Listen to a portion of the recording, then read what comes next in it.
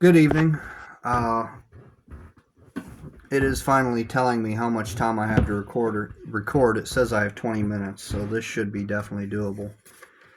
But for anyone who is aware of my first video on the Confessions of St. Augustine, they know that I can read at some elementary level. I'm not sure which, but I am able to read by the technical definition of what it is. But I'm not so great as to enjoy reading that. That's a lot of words, a lot of repetition, and it's already late. It's well after midnight at this point, and I had three things I was reading tonight. Four, technically, if you count that. But so I am at this point quite tired, and I hope to God that it does not affect me. But I'm going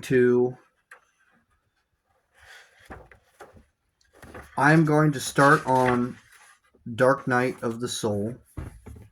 I might read the opening to it and then maybe a chapter depending on how much time I have. But this is one I haven't read, but it helped me profoundly in a difficult time in my Christian life when even as a Lutheran I was struggling, and my Lutheran pastor at the time spoke great wisdom to me and claimed to be quoting this work. So even if it's not a devotional, if it's more of a mystic work, I think it can be good for reading, and I'm going to read it. That's what I'm going to do. So I'm going to start here. This isn't the actual book, but this seems like important stuff that is important context. So, The Dark Night of the Soul.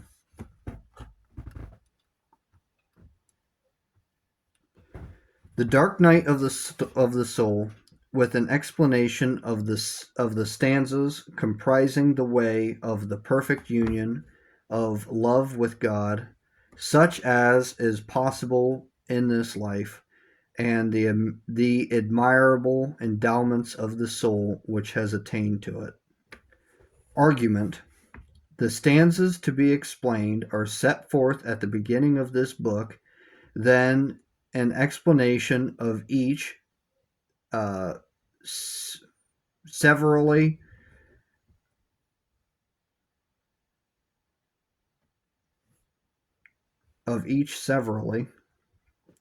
the stanza being placed before it.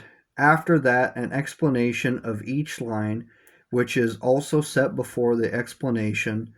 The first two stanzas explain the two spiritual purgations of the sensual and spiritual part of man, and the other six the various and admirable effects of the spiritual enlightenment and union of love with God.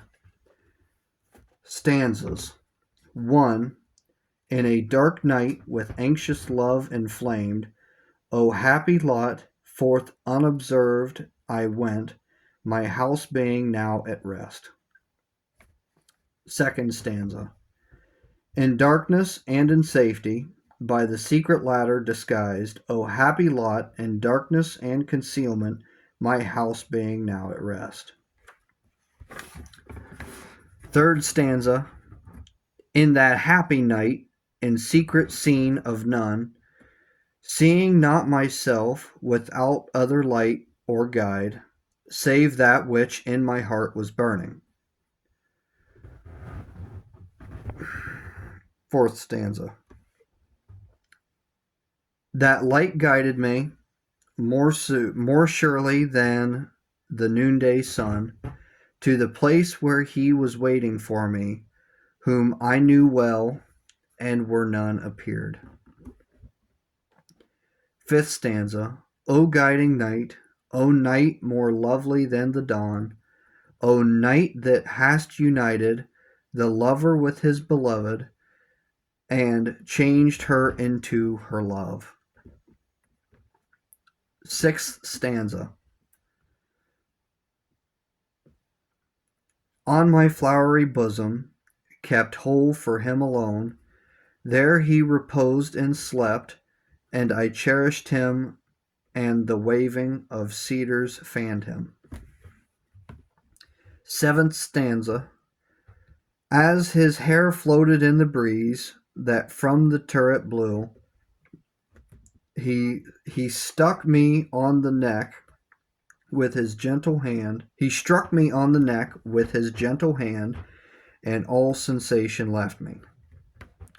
Eighth stanza. I continued in oblivion lost, my head resting on my love, lost to all things and myself, and amid the lilies forgotten, threw all my cares away. Explanation of the stanzas. Before we enter on an explanation of these, it is right we should understand that they are the words of the soul already in the state of perfection, which is the union of love with God, when it has gone through the straits, tribulations, and severities by means of the spiritual training. The strait of the way everlasting life, the strait of the way of everlasting life,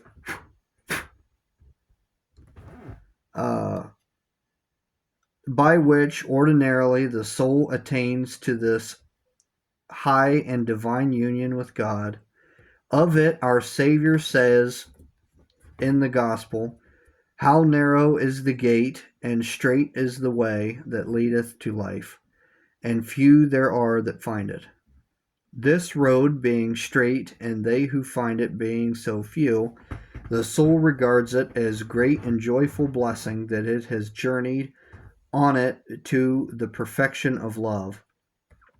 As it sings in the first stanza, very rightly calling the straight road a dark night, it may be seen further on the words of the stanza, the soul therefore rejoicing in that it has travelled on the straight road whereby so great a blessing came to it, sings as follows. Book 1, The Night of Sense. And this is the stanza. In a dark night with anxious love inflamed, O happy lot, forth unobserved I went, my house being now at rest. In the first stanza, the soul sings of the way and manner of its going forth, and as to its affections from self and all created things, dying thereto by real mortification, that it may live the life of love, sweet and delicious in God. It went forth from itself and from all things in a night, by which is meant here purgative contemplation, as I shall hereinafter explain, which causes in the soul passive denial of self and of all besides this departure, it says, it was able to accomplish in the strength and fervor which the love of the bridegroom supplied. In the obscure contemplation for that end, the soul magnifies its own happiness, and having journeyed Godwards in that night so successfully as to escape all hindrance on the part of its three enemies, the world, the devil, and the flesh, which are always found infesting this road. For the night of purgative contemplation had lulled to sleep and mortified in the house of sensuality all passions and desires in their rebellious moments. Chapter 1 begins with the first stanza and treats of the imperfections of beginners. In a dark night, souls begin to enter the dark night when God is drawing them out of the state of beginners, which is that of those who meditate on the spiritual road, and is leading them into that of proficience, the state of contemplatives that, having passed through it, they might arrive at the state of the perfect, which is that of divine union with God. That we may better understand and explain the nature of this night through which the soul has to pass, and why God leads men into it. It may be well to touch first upon certain peculiarities of beginners, which, though treated in the briefest possible way, it is well for them to know, that they may perceive the weakness of the state they are in, take courage, and desire to be led of God into this night, where the soul is established in virtue and made strong for the inestimable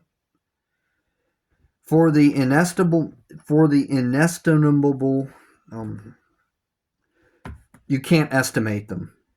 You can't estimate the delights, the inestimable delights of his love. You can't estimate them. Though I shall dwell at some length upon this point, I shall do so no longer than suffices for the immediate discussion of this dark night. We are to keep in mind that a soul, when seriously converted to the service of God, is, in general, spiritually nursed and caressed as an infant by its loving mother, who warms it in her bosom, nourishes it with her own sweet milk, feeds it with tender and delicate food, carries it in her arms, and fondles it. But as the child grows up, the mother withholds her caresses, hides her breasts, and anoints them with the juice of bitter aloes. She carries the infant in her arms no longer, but makes it walk on the ground, so that, losing the habits of an infant, it may apply itself to greater and more substantial pursuits. The grace of God, like a loving mother, as soon as the soul is regenerated in the new fire and fervor of his service, treats it in the same way, for it enables it, without labor on its own part, to find its spiritual milk sweet and delicious in all the things of God, and in devotional exercises great sweetness, God giving it the breasts of his own tender love, as to a tender babe. Such souls therefore delight to spend many hours and perhaps whole nights in prayer. Their pleasures are penances, their joy is fasting, and their consolations lie in the use of the sacrament and in speaking of divine things. Now spiritual men, generally speaking, spiritual men generally speaking spiritually are extremely weak and imperfect here. Though they apply themselves to devotion and practice it with great resolution, earnestness, and care, for being drawn these things to their spiritual exercises by the comfort and satisfaction they find therein, and not yet confirmed in virtue by the struggle it demands, they fall into many errors and imperfections in their spiritual life. For every man's work corresponds to the habit of perfection which he has acquired. These souls, therefore, not having had time to acquire those habits of vigor, must of necessity perform their acts like children weakly. To make this more clear and to show how weak are beginners in virtue in those good works which they perform with so much ease and pleasure, I proceed to explain by reference to the 7 capital sins, pointing out some of the imperfections to which beginners fall in the matter of each of them. This will show us plainly how like children they are in all they do, and also how great are the blessings, or plainly like children they are in all that they do, and also how great are the blessings of this dark night of which I am about to speak, seeing that it cleanses and purifies the soul from all these imperfections.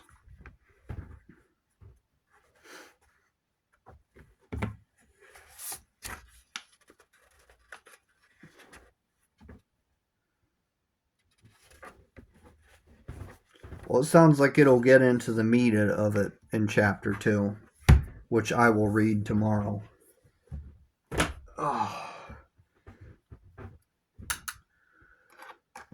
For now, I am going to start a video uploading, say my nighttime prayers, and go to bed because it is late. And